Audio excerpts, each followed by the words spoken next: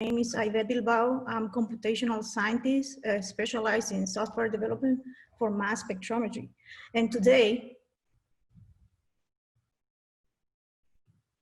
I would like to talk to you first about visual proteomics and scientific computing, then about high performance computer resources that we have here at EMSL. And finally, I will go through several examples showing applications of visual proteomics research using scientific computing with high performance computer and or mass spectrometry. Visual proteomics, as we have heard through the great talks that we have so far during the whole meeting, visual proteomics is commonly linked to electron tomography and aims to extend the identifications and quantifications that we can detect using mass spectrometry.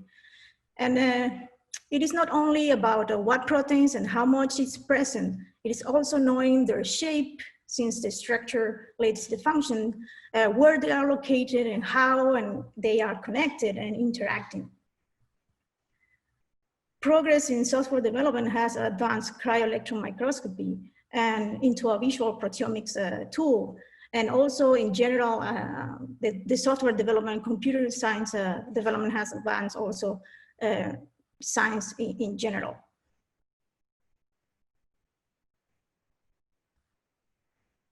Scientific computing, also known as computational science, it's a rapidly growing multidisciplinary field. And it is utilized to solve complex problems, and it's next to theoretical analysis and experimental techniques utilized for scientific discoveries. It requires, of course, domain expertise. We need to apply mathematical modeling, numerical analysis. We need to develop algorithms, and then implement it, execute it, analyze them, and then validate and visualize the results. And of course, which we don't have in this image, also all these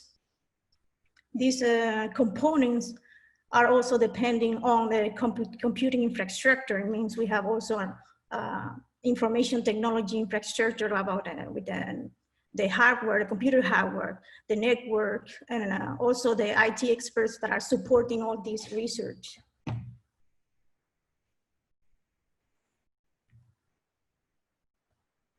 At EMSL, we perform and provide molecular research for understanding complex biological and environmental processes.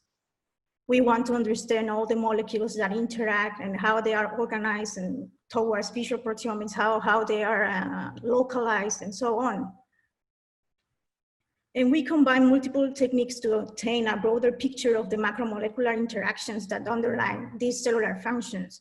So the research at EMSL is powered by state-of-the-art analytical instruments, high-performance computing, advanced data analytics and visualization, and computational modeling and simulations.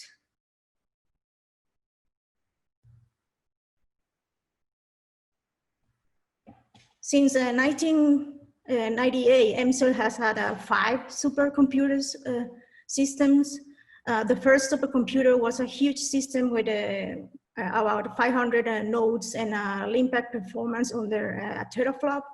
The LIMPAC, it's a benchmark measure of the computing power, and it's basically the number of floating point operations that a computer can perform per second.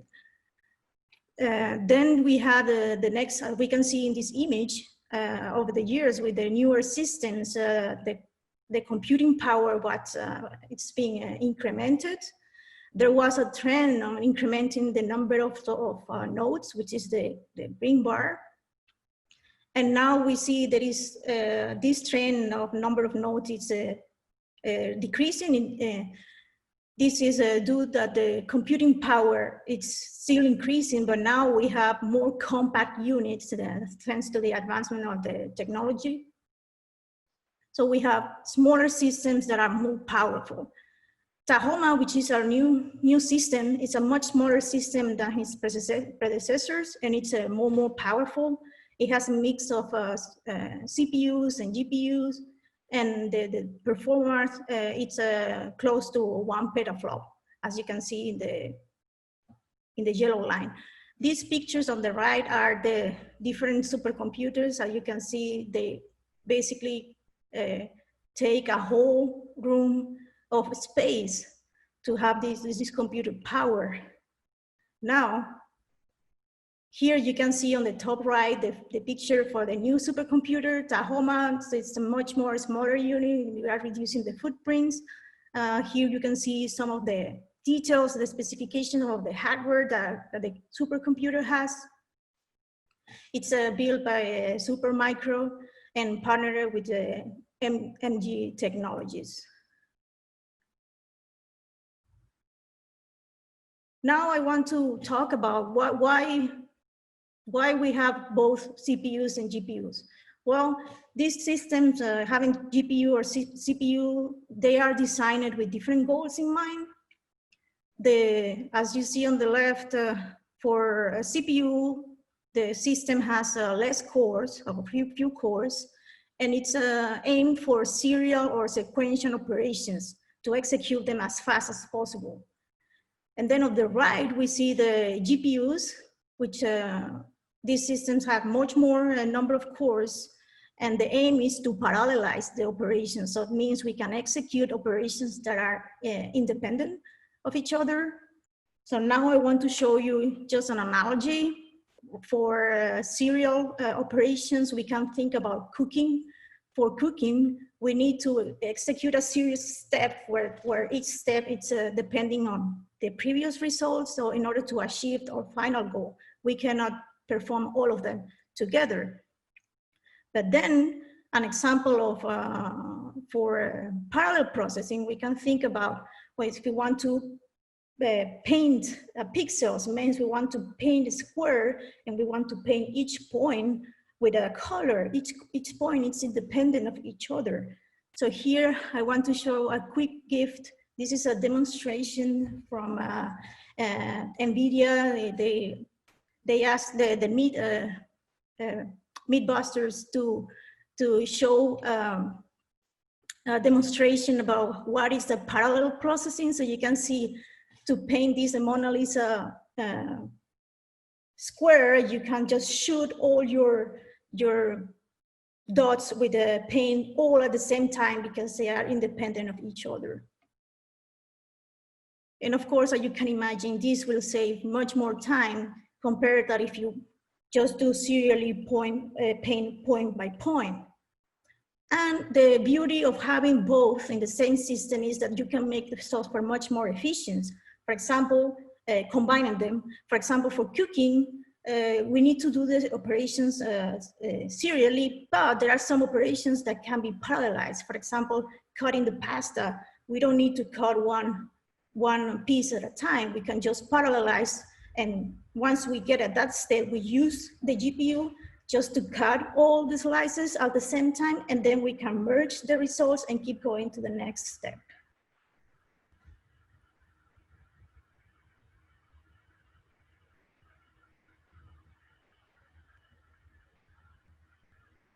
So TAhoma, as I mentioned, is the name of a new supercomputer here at EMSL. It's available from October for EMSL users. And the concept has been to move from a homogeneous parallel CPU system that was tailored or specialized for computational chemistry simulation, move then towards a generous, more diverse computing system that will support different kind of research, not only computational chemistry, but also data processing that involves image reconstruction, machine learning applications, and multi-scale model like metabolic flux analysis or omics data analysis.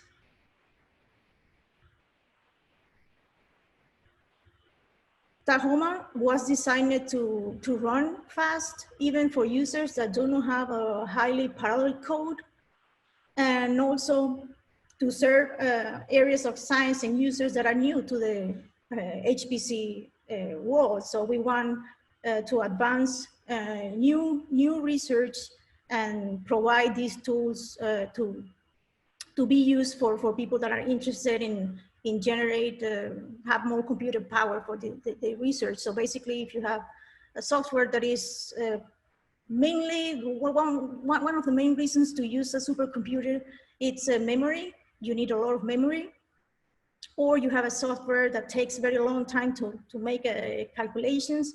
So you can think about putting this software to be executed in a supercomputer. Of course, the software that you can execute, you have to be able to run on a Linux operating system. So it means it's a software made for Windows. It won't work unless you create a Windows container, a Docker container that will, then this will allow you to deploy your software on the supercomputer. Examples of software that will be already available in TAhoma includes the MWChem developed here at EMSL, the NAM software, and Moto, among others.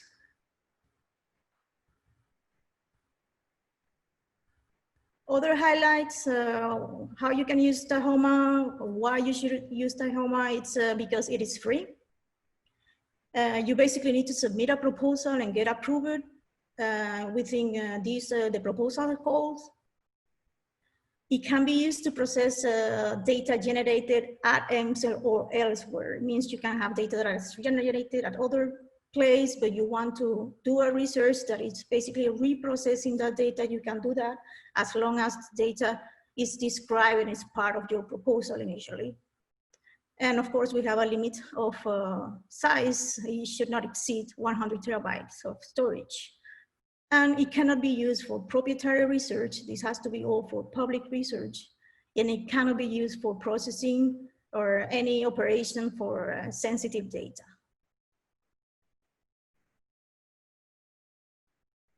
How to get access to TAhoma?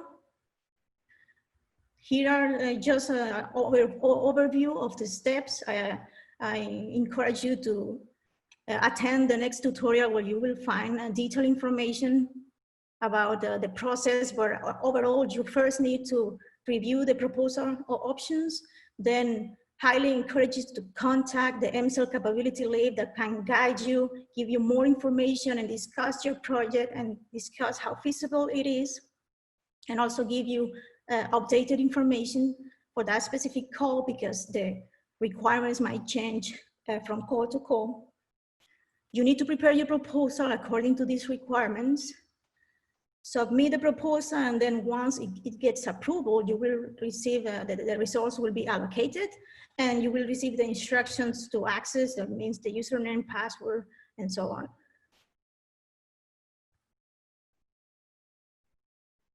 This is an example of, as part of your proposal, you have to put an estimate, a description of how you plan to use the TAhoma supercomputer.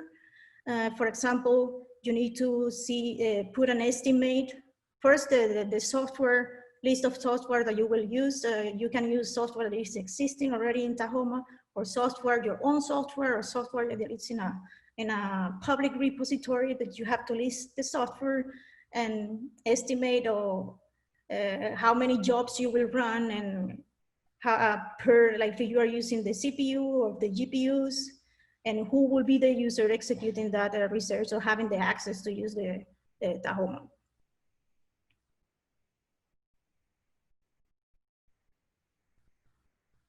For those who are not familiar to HPC, we use this, the system connecting from your local machine. Means you need to use the SSH protocol to connect. You just, the first command, you just put your username, password to connect to the computer. Then you need to transfer your files, install dependencies, or clone the repository of the software that you want to execute, compile code if needed. And if you have Windows, of course, you need the PuTTY client to be able to connect to TAhoma.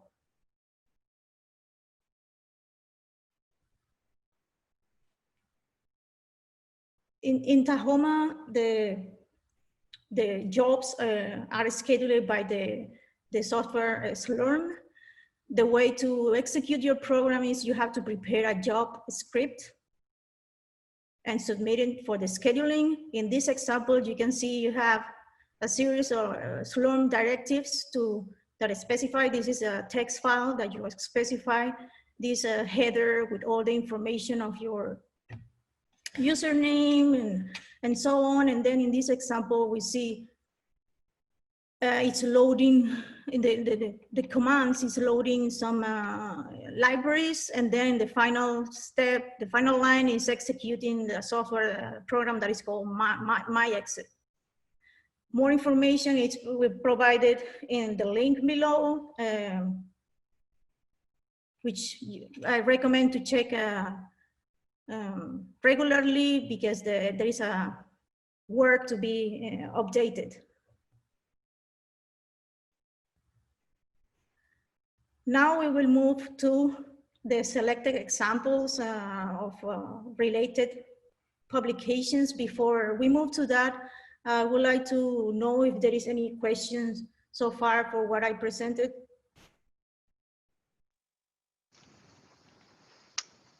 Not seeing any in the chat. Everyone is also welcome to just unmute themselves and they can ask the question directly.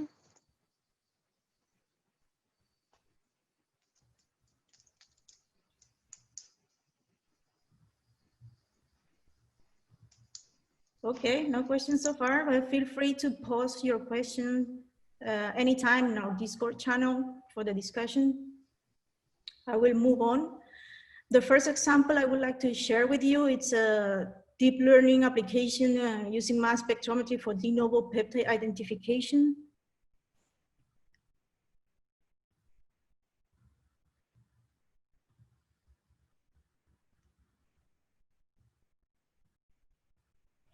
Typically for proteomics, we require a sequence database, a FASTA file, and then, but for some research, this FASTA file is inexistent. It means we don't have a available predicted protein sequence for these specific samples. This is particularly important, for example, in metaproteomics, where we are just analyzing a lot of many organisms in one single sample that are unknown. In this case, it's where de novo, it's very useful. In this example, I want to show a tool called KaiCo, which is basically a deep learning model which was trained with 5 million MS spectra and from 55 genetically diverse bacteria. This is work performed by Yu Yong Lee and other collaborators. You can see in the right is just a phylogenetic tree of the bacteria in the training and testing data that was used for the model.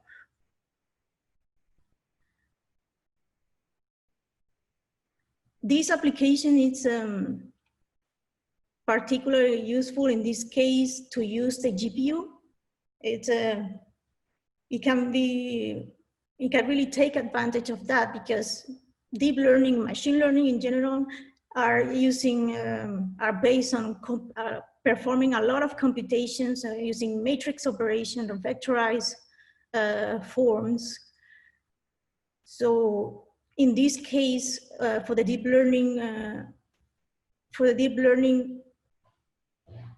research, of course, was using open source code. It's Python using the TensorFlow deep learning library. You can see there we have the link of the source code, and basically as a highlight of the results using the KaiCo tool, the authors could correctly identify the taxonomy of microbes from 6 natural soil isolators.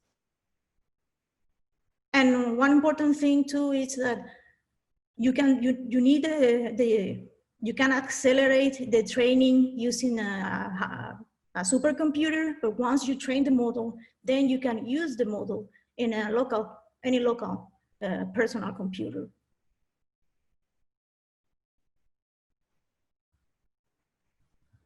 Now I would like to show an example of macromolecular design and modeling.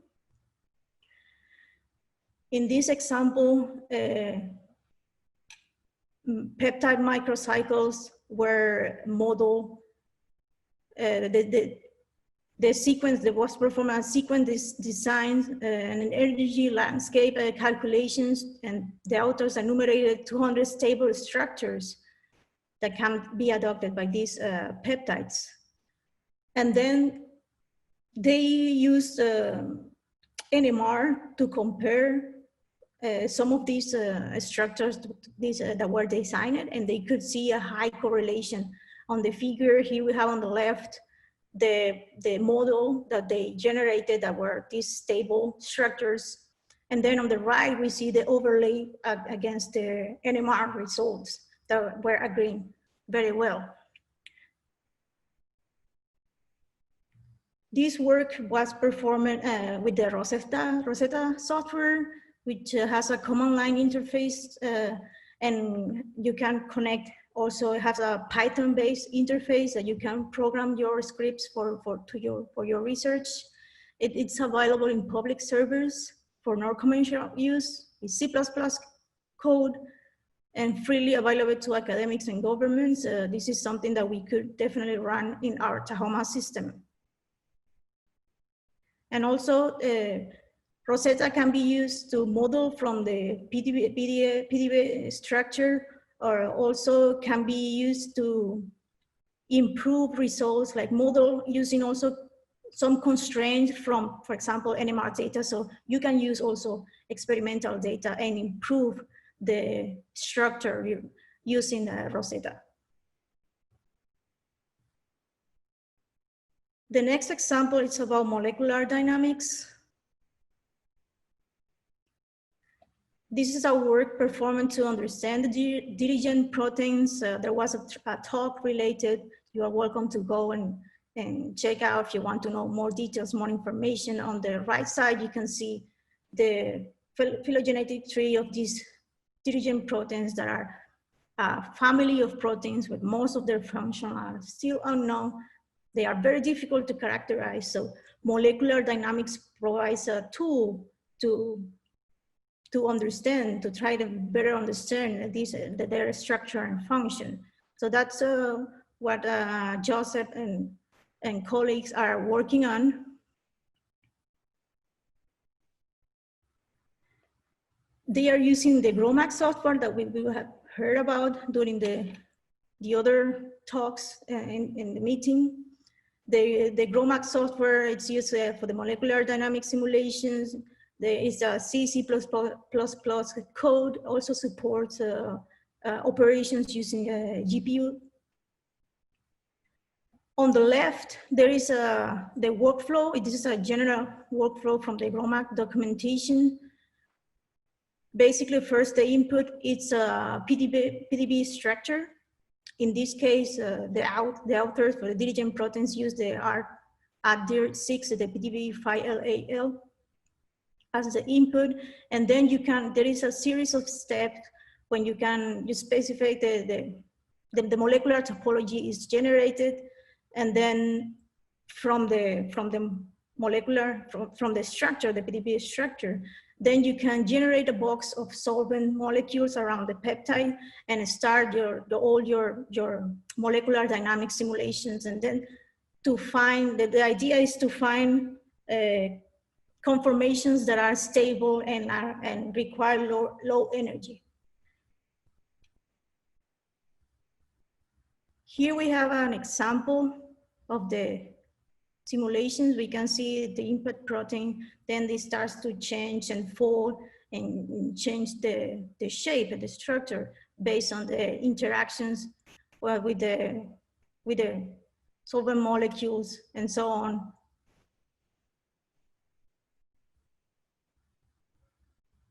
Here, it's another example of dynamics. This is what they call the loop dynamics bucket A. We see the start on the left. There is in the crystal structure, the one residue, it's pointed in, that I will highlight here with this circle. And you can see on the right that at the end of the trajectory, at the end of the simulation, we can see in the equilibrated state, this residue, it's pointing out. This, of course, might have implications in function. This suggests some relevance. For example, it could be related with interactions with other proteins or or molecules and may act as a lead to hold other molecules in the interaction.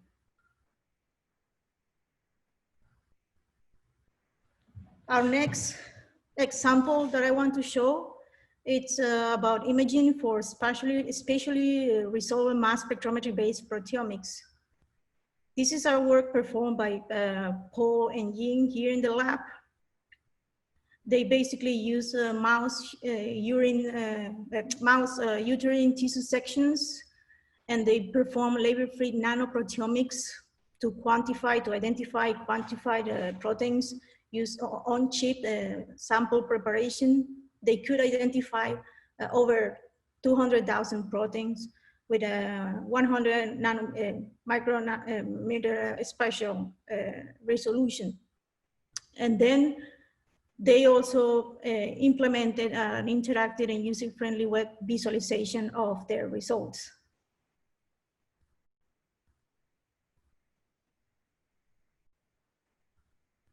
If you are interested, you can see also Ying's tutorial and contact him for more questions.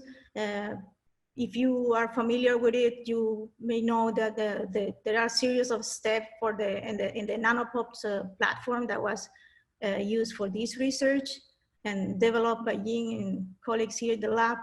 Basically, they dissect and collect the sample and then do the protein digestion in each of the nanopods. And then there is an automatic LC-MS analysis.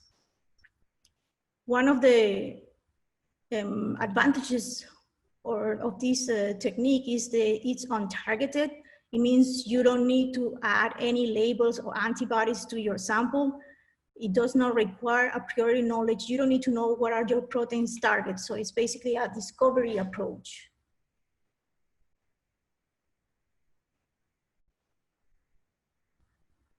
For the protein maps, once the authors got the LC-MS data, then they process it with the typical proteomics software where you do identification, quantification. In this case, they use MaxQuant software, then perform further statistical analysis and formatting and normalization and rolling peptides into proteins.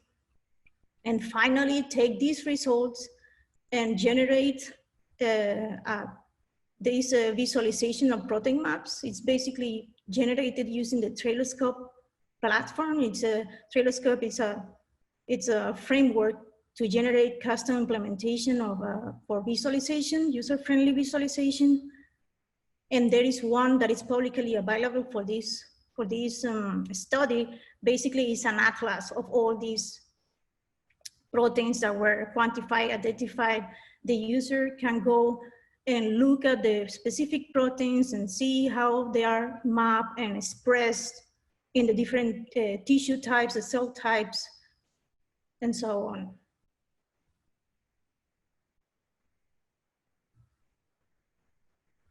Finally, I want to show an example about top-down mass spectrometry.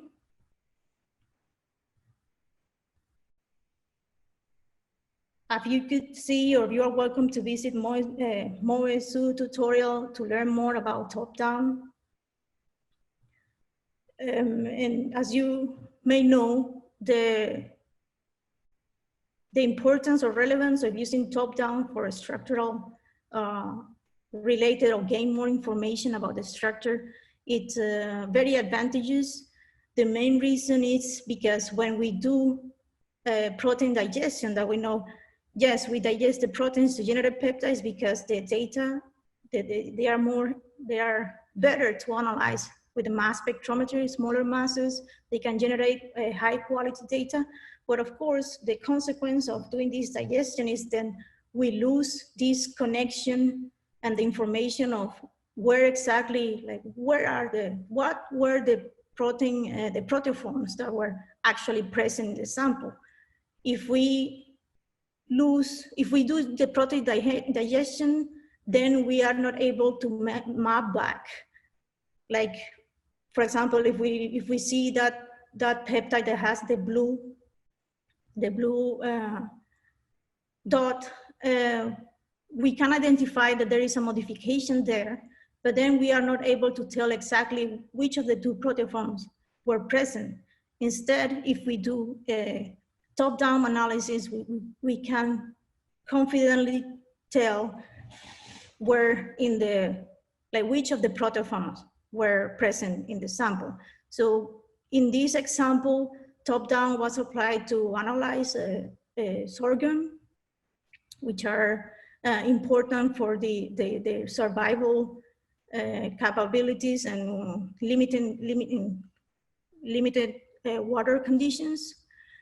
In this work, they could identify 26 histone proteins and more than 600 proteoforms could be distinguished. And you see here on the top images, the left, there is the whole map highlighting the areas with the different proteoforms. Then, for example, we can zoom in and the area where we have the H3 and see all the H3, all the different proteoforms related to the H3. And then also on the last one, on the right side, the H2B and H2A, all the proteoforms that were identified. So this data, the data processing for this project was performed using the Informed Proteomics suite, which is a software framework that was developed here at PNNL. It's open source, it's C# code, it's made for Windows systems. Basically with the Informed Proteomics,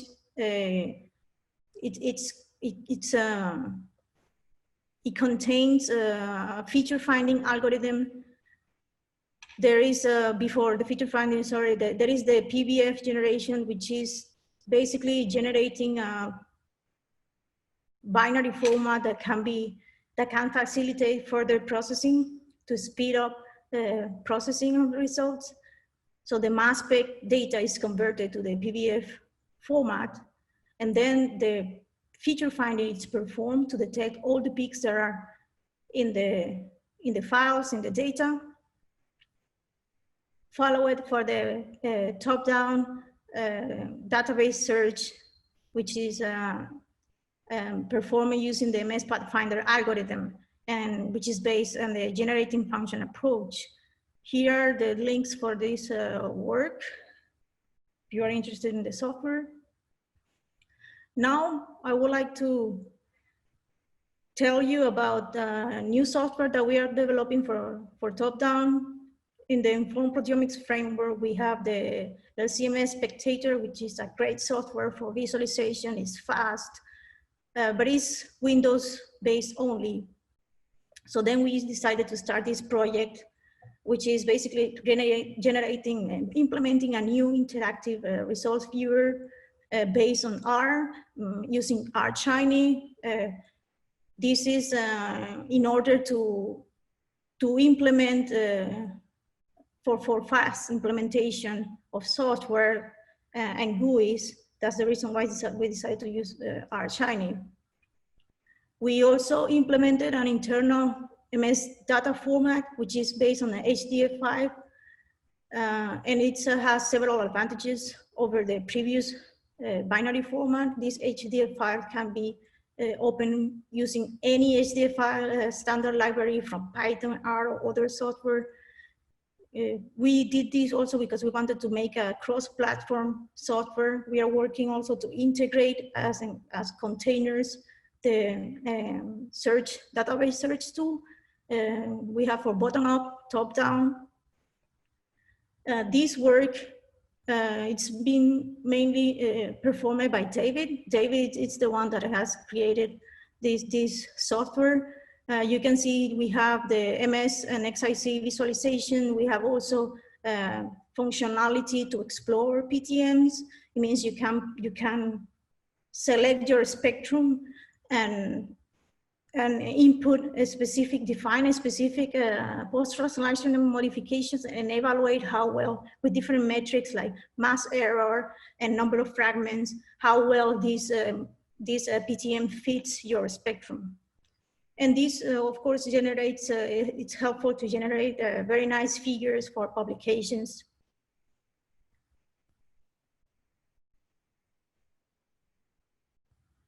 Here, I just want to show you an overview, just a screenshot of how the Spectre GUI looks like. Basically, you have controls on the left where you can specify some settings. You see on the bottom, there is a table of your identification results, which are coming from the MCID file that the user needs to import in the software. And at the top, you can see on the left, the peaks, the annotated peaks in different colors. You can select the fragment types that you want to take into account. And on the right, we see isotopic, the isotopic distribution of the MS1 of the precursor ion of that MSMS. This software will be available soon. We are working on a publication and we are looking forward to provide this to the community to continue adding further functionality.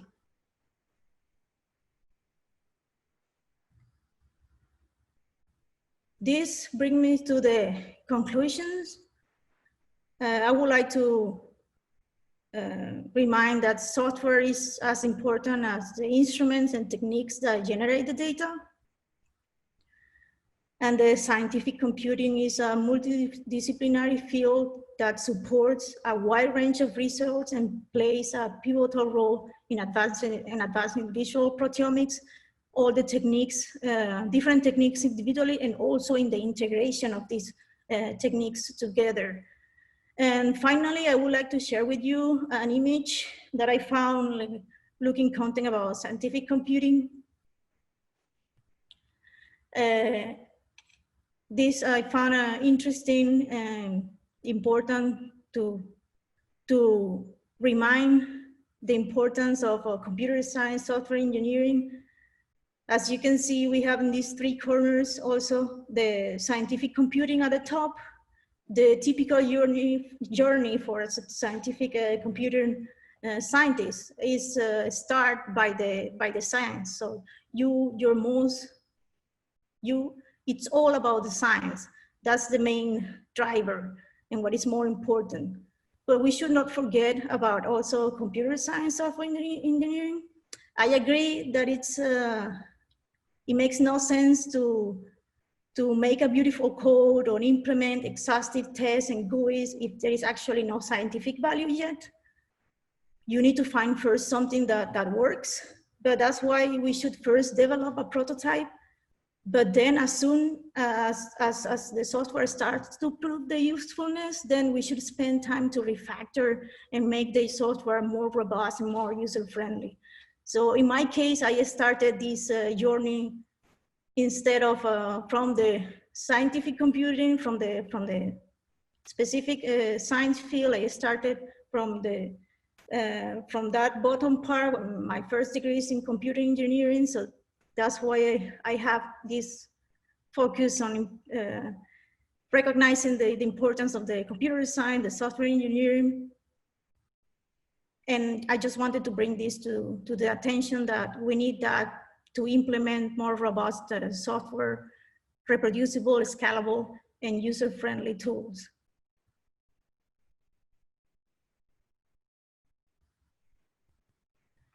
With that, I would like to thank you for your attention, and I'm open to if you have any questions.